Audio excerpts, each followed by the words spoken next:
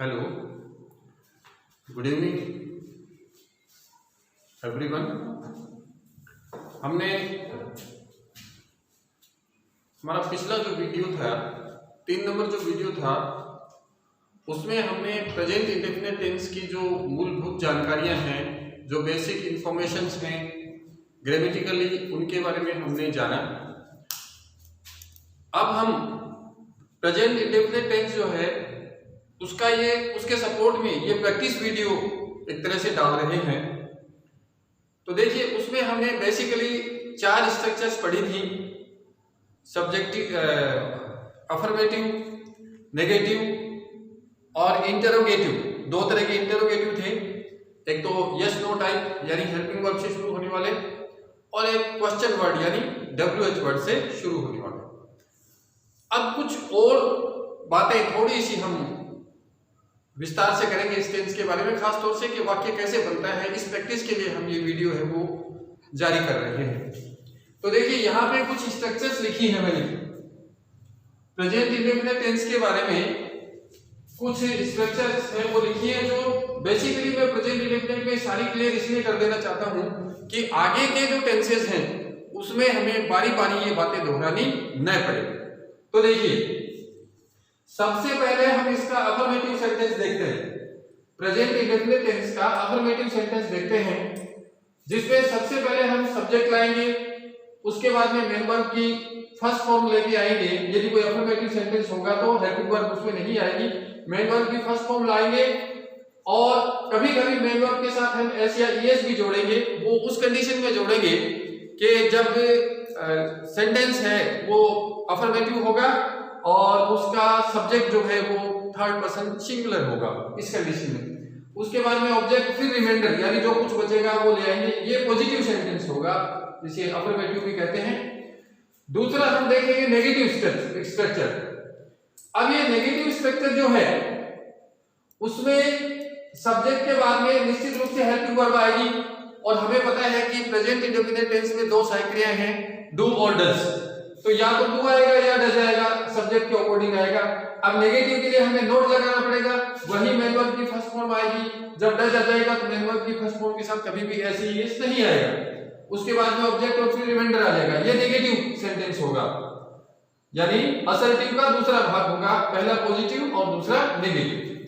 अब कई बार क्या करते हैं हम कि डू और डू नॉट, यानी डू और नॉट बनके डू नॉट बनता है या डज नॉट बनता है, उसकी शॉर्ट फॉर्म कर देते हैं हम। डू नॉट को डोंट कर देते हैं, कॉन्ट्रैक्टेड फॉर्म जिसको बोलते हैं, और डज नॉट को डजंट कर देते हैं।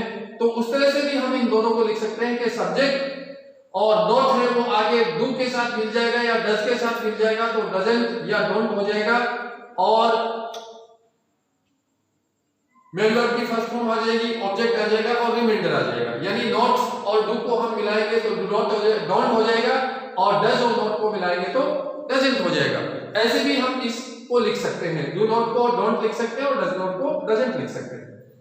तीसरी हमारी स्ट्रक्चर जो होगी वो इंटरोगेटिव सेंटेंस की होगी। उस इंटरोगेटिव सेंटेंस की जो यस नो टाइप होता है, यानी हिंदी में जिनके शुरू में क्या आता है या जिनकी शुरुआत हेल्पिंग वर्ब से होती है।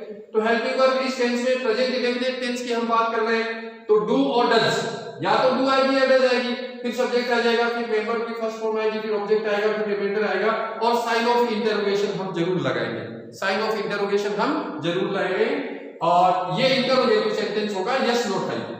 ये इंटरोगेटिव सेंटेंस होगा यस नो टाइप। अगली बात, कई बार इंटरोगेटिव में भी नेगेटिव सेंस होता है। कई बार इंटरोगेटिव में भी नेगेटिव सेंस होता है, तो फिर हमें क्या करना पड़ेगा कि डू डज अपनी जगह पे रहेंगे, यस नो टाइप होगा तो, और सब्जेक्ट जो है उसके बाद में हमें नोट लगाना पड़ेगा। सब्जेक्ट के बाद में नोट लगाना पड़ेगा, फिर मेन वर्ब की फर्स्ट फॉर्म की ऑब्जेक्ट, आगे की बातें वैसी की वैसी रहेंगी। इसको हम सामान्य भाषा में अपनी स्मिता के लिए इंटरोगेटिव कह सकते हैं, यानी इसमें प्रश्नवाचक भाव भी होगा और नहीं का भाव भी होगा। दोनों भाव इसके अंदर होंगे, यानी प्रश्नवाचक इंटरोगेटिव भी हो सकता है, उसमें नेगेटिविटी भी हो सकती है, किसी बात के लिए मना भी किया जा सकता है, तो इसको इंटरोगेटिव हम कर सकते हैं। तो ऐसे वाक्य को बनाने के लिए हम पहले तो डू और डज हेल्पिंग वर्ब को लेंगे, क्योंकि वाक्य सकार प्रश्नवाचक है, इंटरोगेटिव है, फिर सब्जेक्ट के बाद में नोट लगाना पड़ेगा क्योंकि नेगेटिव भी है, क्योंकि नेगेटिव भी है, तब ऐसा होगा। उसके बाद में हम वही विधि इसमें अपना सकते हैं कि नॉट को डू या डज के साथ मिला सकते हैं। तो डू है वो तो डोंट बन जाएगा और डज है वो डजंट बन जाएगा, फिर यहां से नॉट हट जाएगा। तो डोंट या डजंट शुरू में आ जाएगी, फिर सब्जेक्ट आ जाएगा, फिर मेन वर्ब की फर्स्ट फॉर्म आ जाएगी, फिर ऑब्जेक्ट आ जाएगा, फिर रिमाइंडर आ जाएगा। ये भी इंटरोगेटिव सेंटेंस होगा। दूसरे प्रकार का हमने जिक्र किया था वाक्यों को पढ़ते समय कि क्वेश्चन वर्ड जो होते हैं, वेल होता है, वाई होता है, व्हाट होता है, व्हिच होता है, इससे भी प्रश्नवाचक वाक्य शुरू होते हैं। और ये प्रश्नवाचक वाक्य हैं, ये WH वर्ड भी इनको सामान्य भाषा में बोलते हैं। तो सबसे पहले WH वर्ड आएगा, फिर हेल्पिंग वर्ब डू या डज में से कोई एक आएगी, फिर सब्जेक्ट आएगा, फिर मेन वर्ब की फर्स्ट फॉर्म आएगी, बाकी चीजें वैसी की वैसी रहेंगी। उसके बाद में इसमें भी नेगेटिव सेंटेंस हो सकता है। नेगेटिव सेंस यानी ये WH वर्ड वाले हैं, इसमें भी नेगेटिविटी आ सकती है, इसमें भी प्रश्नवाचक होने के साथ साथ वाक्य नकारात्मक भी नेगेटिव भी हो सकता है। तब हमें वही विधि अपनानी पड़ेगी कि सब्जेक्ट के बाद में नॉट लाना पड़ेगा और मेन वर्ब की फर्स्ट फॉर्म और ऑब्जेक्ट और रिमाइंडर। और सबसे लास्ट में फिर वही बात आएगी कि हम डू और नॉट को मिलाएंगे तो डोंट बन जाएगा, डज और नॉट को मिलाएंगे तो डजंट बन जाएगा। फिर अपने स्थान से नॉट है ये हट के डू या डोंट के साथ आ जाएगा, फिर सब्जेक्ट आ जाएगा, फिर मेन वर्ब की फर्स्ट फॉर्म आ जाएगी, फिर ऑब्जेक्ट और फिर रिमाइंडर। ये भी इंटरोगेटिव प्रकार का सेंटेंस होगा। तो इस प्रकार से ये कुल मिला के इतनी स्ट्रक्चर्स जो हैं वो हमारे सामने आ सकती हैं असर्टिव और इंटरोगेटिव सेंटेंस में, जब हम किसी एक टेंस का अध्ययन करेंगे। अब मैं थोड़ी सी आपसे एक बात कहना चाहूंगा कि मैं इस ब्लैक बोर्ड से कुछ सेकंड के लिए अलग होता हूं। इसलिए अलग होता हूं ताकि आप ये ब्लैक बोर्ड आपको खाली दिखे और आप इस वीडियो को पॉज करके इसका स्क्रीनशॉट लेके अपनी नोटबुक में इसको नोट कर सकते हैं। प्रत्येक स्ट्रक्चर है उसको नोट कर सकते हैं। ये हमारा वाक्य बनाने में, आगे का वाक्य समझने में, आगे को टेंस की अधिकाधिक प्रैक्टिस करने के लिए बहुत ज्यादा सहायक होंगी। ये सारी की सारी वाक्य रचनाएं हैं, ये आपको साफ दिखाई देती हैं ब्लैक बोर्ड से। कुछ सेकंड के लिए मैं एक बार अलग होता हूं, आप इसको देखें।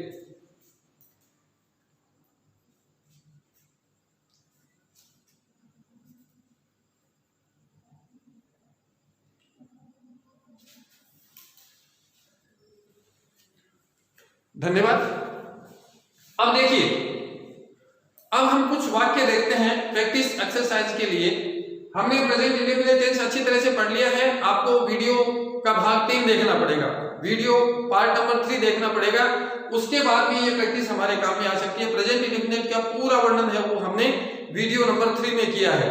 उसके आधार पे, उसके सपोर्ट में ये प्रैक्टिस वीडियो डाल रहे हैं हम। अब हम कुछ वाक्य हैं उनको बनाएंगे। देखो, उन वाक्यों को बनाते हैं कि प्रेजेंट इंडेफिनिट टेंस के कुछ वाक्य हैं उनको बनाएंगे और फिर मैं आपको कहूंगा कि आप प्रैक्टिस करें। आपके बहुत ज्यादा काम आने वाली चीजें हैं। जैसे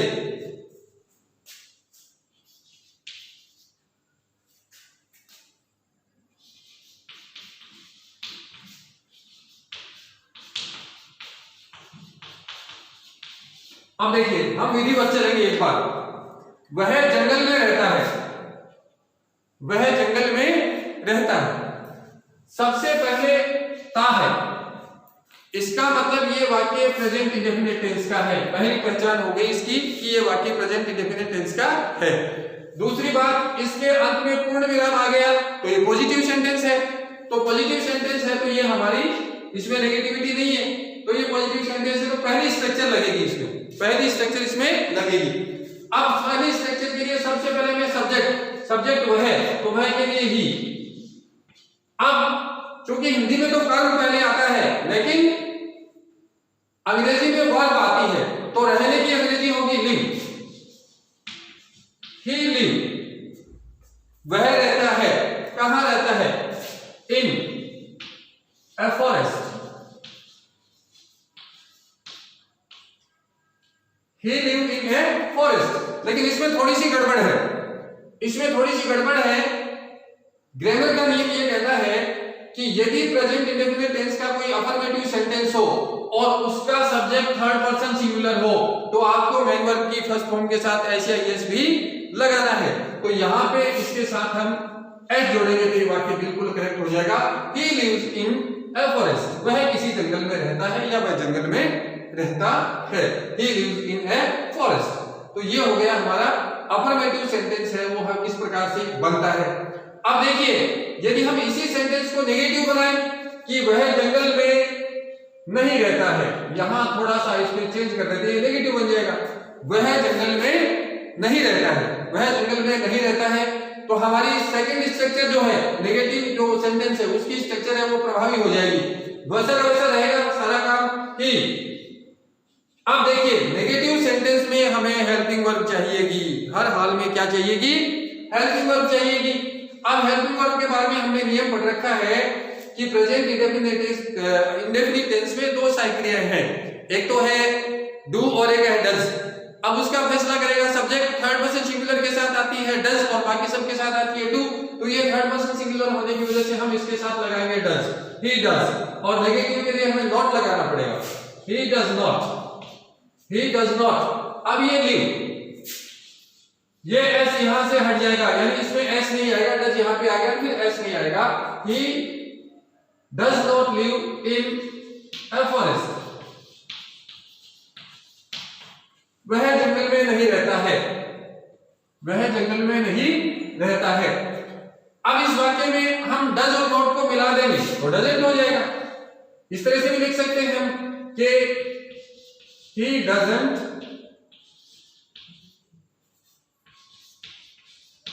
live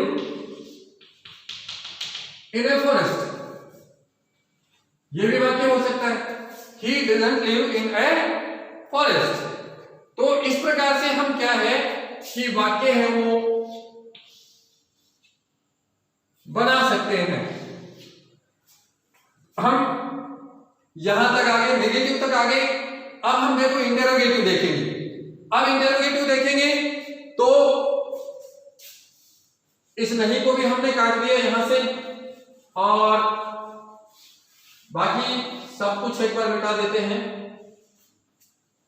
पहले यस नो टाइप वाला बनाते हैं, जिसके पहले हमने क्या लगा दिया, क्या लगा दिया, और इसके आगे हम लगा देते हैं प्रश्नवाचक चिन्ह। क्या वह जंगल में रहता है, क्या वह जंगल में रहता है। अब जो हमारी स्ट्रक्चर है 3 नंबर की स्ट्रक्चर जो है वो लगेगी इसमें, क्योंकि ये यस नो टाइप, इसका उत्तर हम यस या नो में दे सकते हैं। जिस वाक्य के शुरू में हिंदी में क्या आ जाता है वो है वाक्य, याद रखिए, निश्चित रूप से हेल्पिंग वर्ब से शुरू होता है, चाहे वह किसी भी टेंस का हो। वह प्रश्नवाचक वाक्य होता है, वो अपनी हेल्पिंग वर्ब से शुरू होता है, संबंधित टेंस की हेल्पिंग वर्ब से शुरू होता है। अब इसके अंत में ता है, प्रेजेंट इंडेफिनिट टेंस का वाक्य है, तो हमें इसका वाक्य बनाने के लिए हम क्या करेंगे, सबसे पहले वह के लिए डज लाएंगे। पहले हम देख चुके इस बात को बहुत अच्छी तरह से। डज करता सब्जेक्ट ही आ गया, डज ही रहने के लिए लिव इन ए फॉरेस्ट और क्वेश्चन मार्क आ जाएगा, does he live in a forest. जब डज आ गया तो फिर यहाँ पे ऐसे एस नहीं आएगा, ये बात याद रखने की बात है। Does he live in a forest, क्या वह जंगल में रहता है। अब देखिए इसमें नेगेटिव भाव और दे सकते हैं हम, इंटरोगेटिव के साथ भी हम नेगेटिविटी ला सकते हैं इसमें। क्या वह जंगल में नहीं रहता है, यह भी यस नो टाइप हो गया, क्या वह जंगल में नहीं रहता है। तो क्या करेंगे, ये जो स्ट्रक्चर है 4 नंबर की स्ट्रक्चर है, वो सबसे पहले डज आ जाएगा और ही नॉट आएगा। Does he not live in a forest, does he not live in a forest. अब आप क्या करोगे कि डज और नॉट को दोनों को मिला सकते हैं, कॉन्ट्रैक्टेड फॉर्म में लिख सकते हैं, इनकी छोटी फॉर्म में ले सकते हैं, तो डजंट हो जाएगा। क्या हो जाएगा, डजंट हो जाएगा। तो भी ये वाक्य आपका सही रहेगा, तो ये फिर डजंट से शुरू हो जाएगा, doesn't he live in a forest, doesn't he live in a forest. तो ये इस प्रकार से वाक्य है वो हम बना सकते हैं, एक के बाद एक वाक्य बना सकते हैं। और आगे बढ़ते हैं हम थोड़ा सा।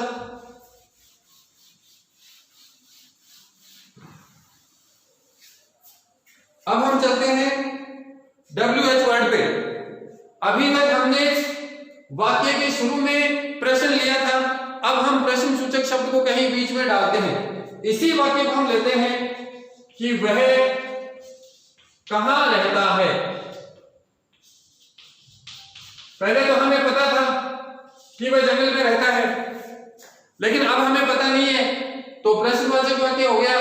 तो ऐसे वाक्य को हम क्या करेंगे, WH वर्ड से या क्वेश्चन वर्ड से या इंटरोगेटिव प्रोनाउन से शुरू करेंगे। तो यहां पे कहीं, कहां, WH वर्ड सबसे पहले लाना पड़ेगा। कहां की अंग्रेजी होगी वेयर।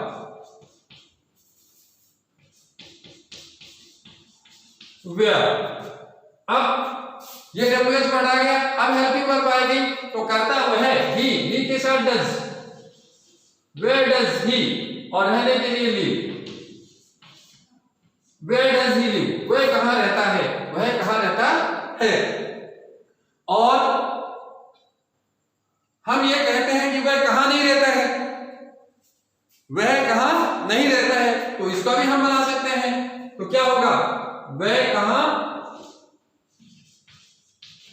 नहीं रहता है, तो वेयर डज ही, नहीं के लिए not, where does he not live. ये वाक्य हो गया। इसमें भी आप क्या कर सकते हैं, डज और नॉट दोनों को मिला सकते हैं, डज और नॉट दोनों को मिला सकते हैं, फिर डजंट बन जाएगा।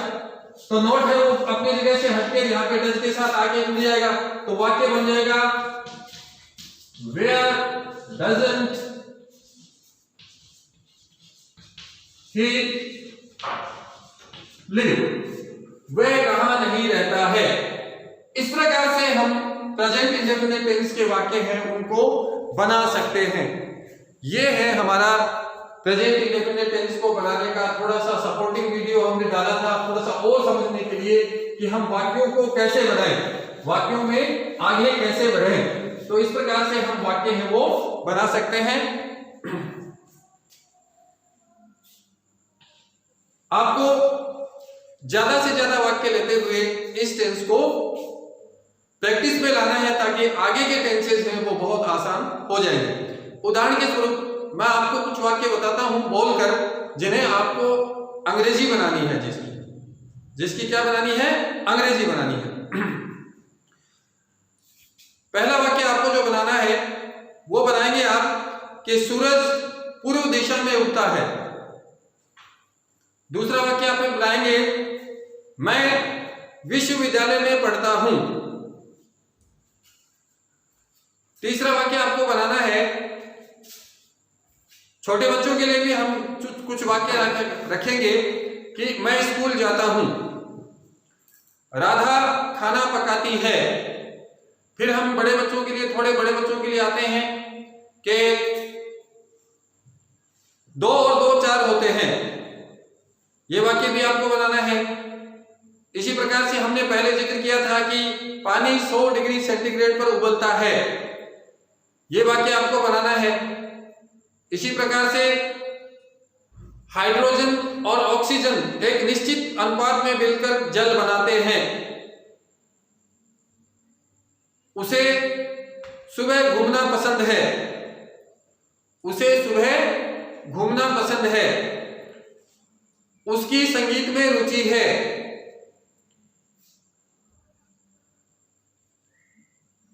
क्या तुम रोज स्कूल जाते हो? बच्चा क्यों रोता है?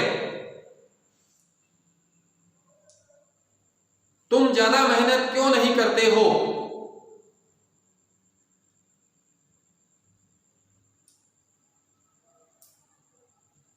क्या शेर बहुत भयानक होता है?